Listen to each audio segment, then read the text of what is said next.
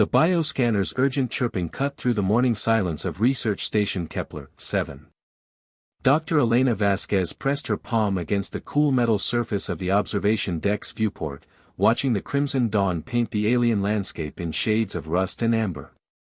3 months into the Xenobiology survey mission, she had grown accustomed to the planet's twin suns casting their eerie glow across the crystalline forests, but today something felt different. "Commander, we have a situation," came the voice of Lieutenant Marcus Webb through the comm system. His tone carried the kind of tension that made Elena's stomach clench. "The apex female is exhibiting distress behaviors. Her cubs are missing." Elena's breath fogged the viewport as she exhaled sharply. The apex predators, 12 foot tall, six-limbed creatures with obsidian carapaces and intelligence that rivaled Earth's great apes, were the dominant species on Kepler 442b. The research team had been studying a particular family unit for weeks, maintaining careful distance protocols. The cubs, barely the size of house cats but already showing the distinctive blade-like appendages of their species, were crucial to understanding apex development. She hurried to the main laboratory where Webb stood before the massive holographic display showing thermal readings from the surrounding area. The adult female apex, designated Alpha 7 by the team, paced frantically near the crystalline grove where her nest had been established. Her massive form moved with predatory grace despite her obvious distress, electromagnetic sensors detecting the low-frequency calls she emitted. "How long have they been missing?" Elena asked, pulling up the overnight sensor logs on her tablet. "Approximately 6 hours. The cubs' biosignatures vanished from our tracking grid at 0347 local time." Webb manipulated the hologram, zooming in on heat patterns scattered throughout the forest. "There's no indication of struggle, no signs of other predators in the area." Elena frowned, studying the data streams. Apex cubs were notoriously curious, but they rarely strayed far from their mother during their first year. The electromagnetic bond between parent and offspring was one of the strongest biological connections they documented on the planet. "Have you checked the perimeter sensors around the station?" she asked, though she knew Webb was too thorough to miss something so obvious. "That's where it gets interesting," Webb replied, his fingers dancing across the control interface. The hologram shifted, displaying the station's immediate surroundings. 2 small heat signatures pulsed gently near Habitat Module C. "The cubs are here. Inside our compound." Elena's eyes widened.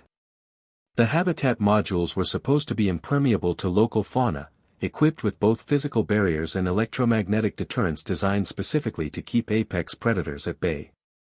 She grabbed her field scanner and headed for the module's airlock, Webb close behind. The corridor of Habitat Module C was dim, emergency lighting casting long shadows across the metal walls. Elena's scanner indicated the heat sources were coming from Dr. James Morrison's quarters. She approached the sealed door cautiously, knowing that Morrison, their team's atmospheric specialist, had been working late into the night calibrating air processors. Through the door's small observation window, Elena saw something that defied every protocol, every safety measure, every assumption they'd made about interspecies interaction on this world. Dr. Morrison lay peacefully on his narrow bunk, still in his work coveralls, breathing deeply in natural sleep. Curled against his chest like terrestrial kittens were the 2 missing apex cubs. Their obsidian shells rose and fell rhythmically with Morrison's breathing, their normally aggressive electromagnetic emanations reduced to gentle, almost purring frequencies. "How is this possible?" Webb whispered, pressing his face against the window. Elena checked her readings again. The cubs' biosignatures showed none of the stress markers typical of captured or threatened apex young. Instead, their neural activity suggested deep, restful sleep, a state they'd never observed in wild cubs before. Morrison's own vital signs were equally calm, his REM patterns indicating he was experiencing the most peaceful sleep he'd had since arriving on the planet. "The electromagnetic fields," Elena murmured, understanding beginning to dawn. "Morrison's been working with the atmospheric processors. The equipment generates specific frequency ranges that might mimic the calming biorhythms of an apex parent." She watched, fascinated, as one cub shifted slightly, extending a small appendage to rest against Morrison's arm. The gesture was unmistakably protective, almost affectionate. Outside, Alpha 7's distress calls had ceased. The massive predator sat motionless near the station's perimeter, her electromagnetic signature now displaying patterns Elena had never seen before, something that resembled patience, or perhaps trust. For the first time since landing on Kepler 442b, Elena began to wonder if they'd been approaching interspecies contact from entirely the wrong angle.